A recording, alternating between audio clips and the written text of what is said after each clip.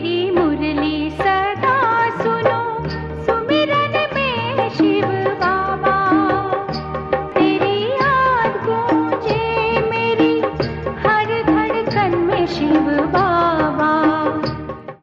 ओम शांति। आज प्यारे बाप दादा के अनमोल मधुर महावाक्य हैं 12 नवंबर 2025। आज की मुरली के सार में सुप्रीम डायरेक्टर बाबा ने ड्रामा की स्मृति दिलाते अटेंशन दिलाया कि यह ड्रामा का खेल है, इसमें शुक्रिया मनाने की भी बात नहीं है। तुम बच्चों के अंदर से शुक्रिया अक्षर बाप टीचर गुरु के लिए नहीं निकल सकता, क्योंकि बच्चे जानते हैं यह खेल बना हुआ है। ड्रामा अक्षर भी अभी तुम बच्चों की बुद्धि में है। बाबा कहे इसमें मांगने की भी आवश्यकता नहीं। तुम बच्चों को बाप से आशीर्वाद या कृपा आदि मांगने की भी ज़रूरत नहीं है। और आज विशेष बाबा ने अटेंशन दिलाया कि बाबा बच्चों को रास्ता बताते हैं, अपने ऊपर रहम व कृपा करनी है। टीचर तो पढ़ाते हैं, आशीर्वाद तो नहीं करेंगे। आशीर्वाद कृपा रहम आदि मांगने से मरना भला। तुम बच्चों को सख्त मना है, किसी से भी कुछ मांगना नहीं है, क्योंकि बाबा कहे जिन्होंने कल्प पहले बीज बोया होगा, वर्षा पाया होगा, वह आपे ही करेंगे। नहीं करेंगे तो नहीं पाएंगे। मनुष्य दान पुण्य करते हैं तो रिटर्न में मिलता ही है ना। जिनको करना होगा वह आपे ही करेंगे, तुमको मांगना नहीं है। और अंडरलाइन कराते कहा कि बाबा तो कहते रहते हैं हुंडी भरती रहती है सर्विस के लिए। शिव बाबा का नाम ही भोला भंडारी है। तुम पुरुषार्थ करो तो विजय माला में पिरोए जाएंगे, बाबा की याद में रहेंगे, अपना सफल करेंगे। तो कहा जाता है भोलानाथ का भंडारा भरपूर, काल कंटक सब दूर। बाबा कहे जो जितना सफल करेगा, याद में रहेगा, तो उनका भंडारा भरपूर, काल कंटक सब दूर रहेगा। पढ़ाई के लिए कहा कि यहाँ इस पढ़ाई में डर की बात नहीं है। बाबा जब आते हैं तो तुमको उठने की भी दरकार नहीं है। आत्मा को ज्ञान सुनना है। तुम्हारी बात सारी दुनिया से न्यारी है। बाबा बच्चों को उठाएंगे थोड़े ही, बाबा तो खुद ही आकर नमस्ते करते हैं। बाबा समझाते रहते हैं, मुरलियाँ मिलती रहती हैं, वह रेगुलर पढ़नी है। मुरली पढ़ो तो तुम्हारी प्रेजेंट मार्क पड़ेंगी, नहीं तो एब्सेंट पड़ जाएंगी। क्योंकि बाबा कहते हैं मैं तुमको रोज़ गुह्य गुह्य बातें सुनाता हूँ। तुम अगर मुरली मिस करेंगे तो वह पॉइंट भी मिस हो जाएंगी। बाबा रोज़ ज्ञान की नई नई बातें सुनाते हैं, तो एक भी दिन पढ़ाई मिस नहीं करनी है। सुनते हैं प्यारे बाप दादा के अनमोल मधुर महावाक्य। आज बाबा कहे मीठे बच्चे, तुम ड्रामा के खेल को जानते हो, इसलिए शुक्रिया मनाने की भी बात नहीं है। आज मुरली से प्रश्न है, सर्विसेबल बच्चों में कौन सी आदत बिल्कुल नहीं होनी चाहिए। उत्तर में बाबा कहे मांगने की। तुम्हें बाप से आशीर्वाद या कृपा मांगने की दरकार नहीं है। तुम किसी से पैसे भी नहीं मांग सकते, मांगने से मरना भला। तुम जानते हो ड्रामा अनुसार कल्प पहले जिन्होंने बीज बोया होगा वह बोएंगे। जिनको अपना भविष्य ऊंच पद बनाना होगा वह जरूर सहयोगी बनेंगे। तुम्हारा काम है सर्विस करना। तुम किसी से भी कुछ मांग नहीं सकते। भक्ति में मांगना होता है, ज्ञान में नहीं। आज मुरली में गीत बजा, मुझको सहारा देने वाले बाबा, दिल कहे तेरा शुक्रिया। ओम शांति। यह बच्चों के अंदर शुक्रिया अक्षर बाप टीचर गुरु के लिए नहीं निकल सकता, क्योंकि बच्चे जानते हैं यह खेल बना हुआ है, शुक्रिया आदि की बात नहीं है। यह भी बच्चे जानते हैं ड्रामा अनुसार ड्रामा अक्षर भी तुम बच्चों की बुद्धि में आता है। खेल अक्षर कहने से ही सारा खेल तुम्हारी बुद्धि में आ जाता है। गोया स्वदर्शन चक्रधारी तुम आपे ही बन जाते हो। अर्थात बाबा कहे जब ड्रामा की स्मृति आती है तो तुम ऑटोमेटिक स्वदर्शन चक्रधारी बन जाते हो, चिंतन चलने लगता है। बाबा कहे तीनों लोक भी तुम्हारी बुद्धि में आ जाते हैं। मूल वतन, सूक्ष्म वतन, स्थूल वतन, यह भी जानते हो। अब खेल पूरा होता है। बाप आकर तुमको त्रिकालदर्शी बनाते हैं। तीनों लोकों, तीनों कालों, आदि मध्य अंत का राज समझाते हैं। काल समय को कहा जाता है। यह सब बातें नोट करने बगैर याद नहीं रह सकती। बाबा कहे ज्ञान की गुह्य गुह्य और नई नई बातें हैं ना, इसलिए जब नोट करेंगे तब याद रहेंगी। बाबा कहे तुम बच्चे तो बहुत पॉइंट्स भूल जाते हो, ड्रामा के ड्यूरेशन को भी जानते हो, तुम त्रिनेत्री त्रिकालदर्शी बनते हो, ज्ञान का तीसरा नेत्र मिल जाता है। सबसे बड़ी बात है कि तुम आस्तिक बन जाते हो, नहीं तो निधन के थे। बाबा कहे यह सब ज्ञान तुम बच्चों को मिल रहा है। स्टूडेंट की बुद्धि में सदैव नॉलेज मंथन होती है। यह भी नॉलेज है ना, ऊंचते ऊंच बाप ही नॉलेज देते हैं। ड्रामा अनुसार ड्रामा अक्षर भी तुम्हारे मुख से निकल सकता है, क्योंकि बाबा कहे तुम ड्रामा के राज को जानते हो। सो भी जो बच्चे सर्विस में तत्पर रहते हैं, अभी तुम जानते हो हम ऑर्फन थे, अर्थात निधन के थे। भगवान परम पिता को नहीं जानते थे। अब बेहद का बाप धनी मिला है तो धन के बने हैं। पहले तुम बेहद के ऑर्फन थे। बेहद का बाप बेहद का सुख देने वाला है, और कोई बाप नहीं जो ऐसा सुख देता हो। नई दुनिया और पुरानी दुनिया, यह सब तुम बच्चों की बुद्धि में है, परंतु औरों को भी यथार्थ रीति समझाए, इस ईश्वरीय धंधे में लग जाए। बाबा कहे ज्ञान तो बुद्धि में है, लेकिन उससे फायदा कब है, जब यथार्थ समझकर फिर दूसरों को समझाए। बाबा कहे हर एक के सर्कमस्टांसेस अपने अपने होते हैं। समझा भी वह सकेंगे जो याद की यात्रा में होंगे। याद से बल मिलता है। बाप है ही जौहरदार तलवार, अर्थात सबसे पावरफुल। तुम बच्चों को जौहर भरना है। योग बल से विश्व की बादशाही पाते हो। योग से बल मिलता है, ज्ञान से नहीं। तो बाबा कहे तुम भी जौहरदार शक्तिशाली कब बनेंगे, जब याद में रहेंगे, क्योंकि याद से योग से बल मिलता है। बच्चों को समझाया है नॉलेज सोर्स ऑफ इनकम है। योग को बल कहा जाता है। रात दिन का फर्क है। अब योग अच्छा या ज्ञान अच्छा, योग ही नामी ग्रामी है। बाबा कहे ज्ञान तो समझ देता है, लेकिन शक्ति याद से मिलती है। योग अर्थात बाप की याद। बाप कहते हैं इस याद से ही तुम्हारे पाप कट जाएंगे। इस पर ही बाप जोर देते हैं। ज्ञान तो सहज है। भगवान वाच मैं तुमको सहज ज्ञान सुनाता हूँ, 84 के चक्र का ज्ञान सुनाता हूँ, उसमें सब आ जाता है। हिस्ट्री ज्योग्राफी है ना, ज्ञान और योग दोनों है सेकंड का काम। बस हम आत्मा हैं, हमको बाप को याद करना है, इसमें मेहनत है। बाबा कहे निश्चय हुआ तो सेकंड में ज्ञान मिला, और सेकंड में योग का भावार्थ है कि बस अपने को आत्मा समझा तो सेकंड में योग लग जाएगा। लेकिन बाबा कहे अपने को आत्मा समझ बाप को याद करना, इसमें मेहनत है। याद की यात्रा में रहने से शरीर की जैसे विस्मृति हो जाती है। घंटा भर भी ऐसे अशरीरी होकर बैठो तो कितना पावन हो जाए। अंडरलाइन बाबा कहे अगर घंटा भर ऐसी श्रेष्ठ स्थिति में बैठो, आत्मिक स्थिति में, बाबा की याद में, तो कितना पावन बन जाए। बाबा कहे मनुष्य रात को कोई 6-8 घंटा नींद करते हैं तो अशरीरी हो जाते हैं ना, उस समय कोई विकर्म नहीं होता है, आत्मा थक कर सो जाती है। ऐसे भी नहीं कि कोई पाप विनाश होते हैं, नहीं, वह तो है नींद, विकर्म कोई होता नहीं है। नींद न करे तो पाप ही करते रहेंगे, तो नींद भी एक बचाव है। बाबा कहे नींद भी एक जैसे विकर्मों से बचने का उपाय है। सारा दिन सर्विस कर आत्मा कहती है मैं अब सोता हूँ, अशरीरी बन जाता हूँ। तुमको शरीर होते अशरीरी बनना है। हम आत्मा इस शरीर से न्यारी शांत स्वरूप हैं। आत्मा की महिमा कभी सुनी नहीं होंगी। आत्मा सतचित आनंद स्वरूप है। तो बाबा कहे रात को जब सोते हैं तो इस स्वरूप में स्थित होकर के सो जाओ। कौन सा? मैं आत्मा सतचित आनंद स्वरूप हूँ। बाबा कहे परमात्मा की महिमा गाते हैं, सत है, चैतन्य है, सुख शांति का सागर है। अब तुमको फिर कहेंगे मास्टर, बच्चे को मास्टर भी कहते हैं। तो बाप युक्ति भी बतलाते रहते हैं। ऐसे भी नहीं सारा दिन नींद करनी है, नहीं, तुमको तो याद में रहे पापों का विनाश करना है।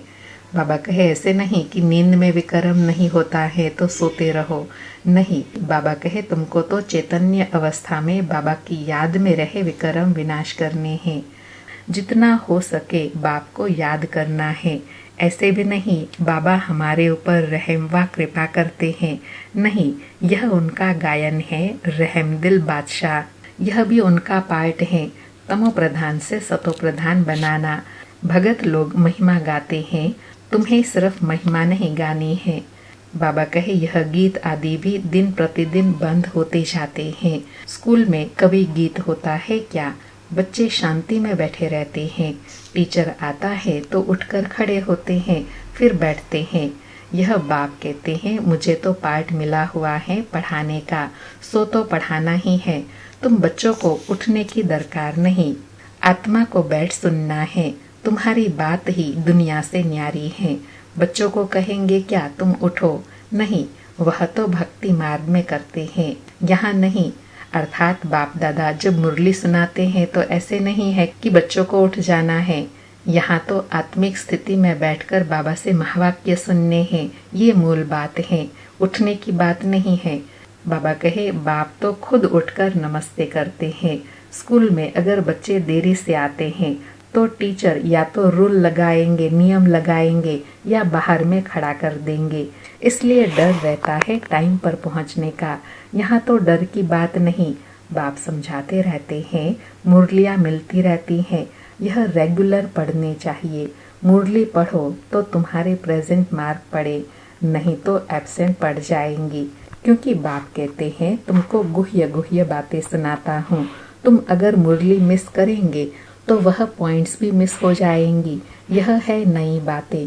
बाबा कहे एक दिन भी मुरली क्यों नहीं मिस करनी है? क्योंकि बाबा रोज रोज गुह्य गुह्य नई नई बातें सुनाते हैं। अगर मुरली मिस होंगी तो वह पॉइंट भी मिस हो जाएंगी। बाबा कहे यह है नई बातें जो दुनिया में कोई नहीं जानते। तुम्हारे चित्र देख करके ही चकित हो जाते हैं, कोई शास्त्रों में भी नहीं है। भगवान ने चित्र बनाए थे। तुम्हारी यह चित्रशाला है नई। ब्राह्मण कुल के जो देवता बनने वाले होंगे उनकी बुद्धि में ही यह ज्ञान बैठेगा। कहेंगे यह तो ठीक है, कल्प पहले भी हमने पढ़ा था, जरूर भगवान पढ़ाते हैं। भक्ति मार्ग के शास्त्र में पहले नंबर में गीता ही है, क्योंकि पहला धर्म ही यह है। फिर आधा कल्प के बाद उसके भी बहुत पीछे दूसरे शास्त्र बनते हैं। पहले इब्राहिम आया तो अकेला था, फिर 1 से 2, 2 से 4 हुए। जब धर्म की वृद्धि होते होते 1,00,000 हो जाते हैं तो शास्त्र आदि बनते हैं। उनके भी आधा समय बाद ही बनते होंगे, हिसाब किया जाता है ना। बाबा कहे ज्ञान सुनाने के कुछ समय के बाद ही तो शास्त्र बनाएंगे ना। बच्चों को तो बहुत खुशी होनी चाहिए, बाप से हमको वर्षा मिलता है। तुम जानते हो बाबा हमको सारा ज्ञान सृष्टि चक्र का समझाते हैं। यह है बेहद की हिस्ट्री ज्योग्राफी। सबको बोलो यहाँ वर्ल्ड की हिस्ट्री ज्योग्राफी समझाई जाती है, जो और कोई सिखला न सके। भल वर्ल्ड का नक्शा निकालते हैं, परंतु उसमें यह कहाँ दिखलाते नहीं कि लक्ष्मी नारायण का राज्य कब था, कितना समय चला। बाबा कहे वर्ल्ड की हिस्ट्री, वर्ल्ड का नक्शा निकालते हैं, लेकिन उसमें लक्ष्मी नारायण का राज्य कब था यह तो कहीं दिखाया नहीं है। बाबा कहे वर्ल्ड तो एक ही है, भारत में ही राज्य करके गए हैं, अब नहीं है। यह बातें किसी की भी बुद्धि में नहीं है। वह तो कल्प की आयु ही लंबी लाखों वर्ष कह देते हैं। तुम मीठे मीठे बच्चों को कोई जास्ती तकलीफ नहीं देते। बाप कहते हैं पावन बनना है। पावन बनने के लिए भक्ति मार्ग में कितने धक्के खाते हो, अब समझते हो। धक्के खाते खाते 2500 वर्ष गुजर गए। अब फिर बाबा आए हैं फिर से राज्य भाग्य देने, तुमको यही याद रहे। बाबा कहे अब बाकी सब बातें भूलकर यह स्मृति में रहे कि बाबा आए हैं हमको फिर से अपना राज्य भाग्य देने। पुरानी से नई और नई से पुरानी दुनिया जरूर होती है। अभी तुम पुराने भारत के मालिक हो ना, फिर नए भारत के मालिक बनेंगे। एक तरफ भारत की बहुत महिमा गाते रहते, दूसरे तरफ फिर बहुत ग्लानि करते रहते। वह भी तुम्हारे पास गीत हैं, तुम समझाते हो अब क्या क्या हो रहा है। यह दोनों गीत भी सुनाने चाहिए। अर्थात लक्ष्मी नारायण के चित्र पर जब समझाते हैं तो बाबा कहे यह भी समझाना चाहिए कि पहले भारत क्या था और अब देखो क्या हो गया है। तो उसके लिए बाबा कहे गीत भी है भारत की महिमा का, जहाँ डाल डाल पर सोने की चिड़िया करती थी बसेरा, वो भारत देश है मेरा, लक्ष्मी नारायण का राज्य। और साथ में बाबा कहे कलयुग का चित्र दिखाकर यह भी गीत सुनाओ कि गाते हैं देख तेरे संसार की हालत क्या हो गई भगवान, कितना बदल गया इंसान। बाबा कहे कहाँ राम राज्य, कहाँ यह रावण राज्य। बाप है गरीब निवाज, गरीबों की ही बच्चियां मिलेंगी, साहूकारों को तो अपना नशा रहता है। कल्प पहले जो आए होंगे वही आएंगे, फिक्रात की कोई बात नहीं। शिव बाबा को कभी कोई फिक्रात नहीं होती, दादा को होंगी, इनको ब्रह्मा बाबा को अपना भी फिक्र है। हमको नंबर 1 पावन बनना है, इसमें है गुप्त पुरुषार्थ। चार्ट रखने से समझ में आता है इनका पुरुषार्थ जास्ती है। बाप हमेशा समझाते रहते हैं डायरी रखो। बहुत बच्चे लिखते भी हैं, चार्ट लिखने से सुधार बहुत हुआ है। बाबा कहे चार्ट रखने से, डायरी में नोट करने से स्वयं का सुधार हुआ यह महसूस होता है, क्योंकि चार्ट रखने से अटेंशन रहता है।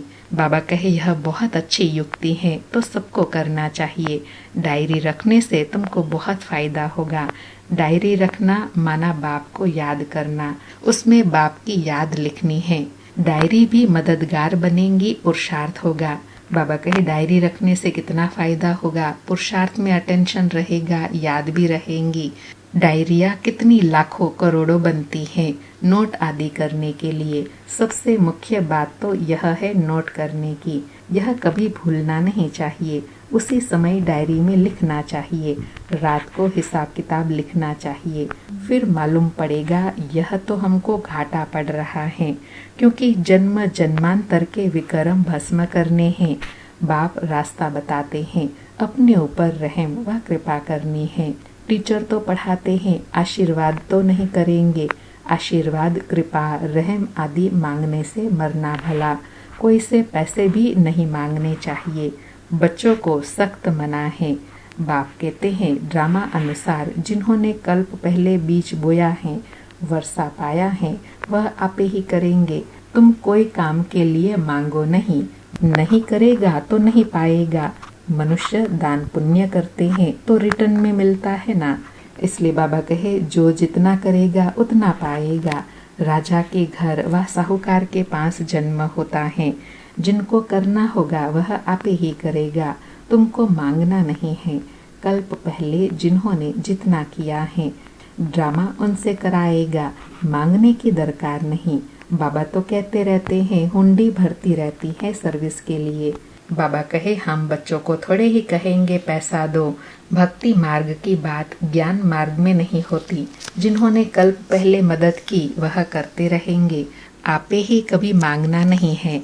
बाबा कहते हैं बच्चे चंदा चिरा तुम इकट्ठा नहीं कर सकते, यह तो सन्यासी लोग करते हैं। भक्ति मार्ग में थोड़ा भी देते उसका रिटर्न एक जन्म के लिए मिलता है। यह तो है जन्म जन्मांतर के लिए, तो जन्म जन्मांतर के लिए सब कुछ दे देना अच्छा है ना। इनका तो नाम भोला भंडारी है। तुम पुरुषार्थ करो तो विजय माला में पिरोए जा सकते हैं। भोलानाथ का भंडारा भरपूर, काल कंटक दूर। भोलानाथ का भंडारा भरपूर, काल कंटक दूर। बाबा कहे मैं तो भोलानाथ हूँ ना, थोड़ा भी करते हैं उसका कितना जन्म जन्मांतर के लिए देते हैं। और गायन भी है ना, जो भोलेनाथ के भंडारे में करता है उनका भंडारा सदा भरपूर रहता है, काल कंटक दूर रहता है। बाबा कहे वहाँ सतयुग में कभी अकाली मृत्यु होती नहीं। यहाँ मनुष्य काल से कितना डरते हैं, थोड़ा कुछ होता है तो मौत याद आ जाता है। वहाँ सतयुग में यह ख्याल नहीं, तुम अमरपुरी में चले जाते हो। यह छीछी मृत्यु लोक है। भारत ही अमर लोक था, अब मृत्यु लोक है। तुम्हारा आधा कल्प बहुत छीछी पास हुआ है, नीचे गिरते आए हो। जगन्नाथपुरी में बहुत गंदे चित्र हैं। बाबा तो अनुभवी है ना, चारों तरफ घुमा हुआ है, गोरे से सांवरा बना है, गांव में रहने वाला था। वास्तव में यह सारा भारत गांव है, तुम गांव के छोरे हो। गांव के छोरे जिसका भावार्थ कई बार मुरली में बाबा कहते हैं ना, ज्ञान नहीं अज्ञान है, इसलिए छोरे छोरिया कहते हैं।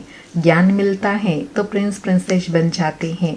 बाबा कहे अब तुम समझते हो, हम विश्व के मालिक बनते हैं। ऐसे मत समझना हम तो बॉम्बे में रहने वाले हैं। बॉम्बे भी स्वर्ग के आगे क्या है, कुछ भी नहीं, एक पत्थर भी नहीं। अंडरलाइन, बाबा कहे स्वर्ग के सामने दुनिया की कोई भी चीज पत्थर के समान है। हम गांव के छोरे निधन के बन गए हैं, अब फिर हम स्वर्ग के मालिक बन रहे हैं तो खुशी रहनी चाहिए। नाम ही है स्वर्ग। कितने हीरे जवाहरत महलों में लगे रहते हैं। सोमनाथ का मंदिर ही कितने हीरे जवाहरतों से भरा हुआ था। पहले पहले शिव का मंदिर ही बनाते हैं। कितना साहूकार था। अभी तो भारत गांव है, सतयुग में बहुत माला माल था। यह बातें दुनिया में तुम्हारे सिवाय कोई भी नहीं जानते। तुम कहेंगे कल हम बादशाह थे, आज फकीर हैं, फिर विश्व के मालिक बनते हैं। तुम बच्चों को अपने भाग्य पर शुक्रिया मनाना चाहिए। हम पद्मा पदम भाग्यशाली हैं। लास्ट में बाबा नशा दिला रहे हैं कि तुम बच्चों को कितना नशा और खुशी होनी चाहिए कि हम कल बादशाह थे, फिर कल बादशाह बनेंगे विश्व के मालिक।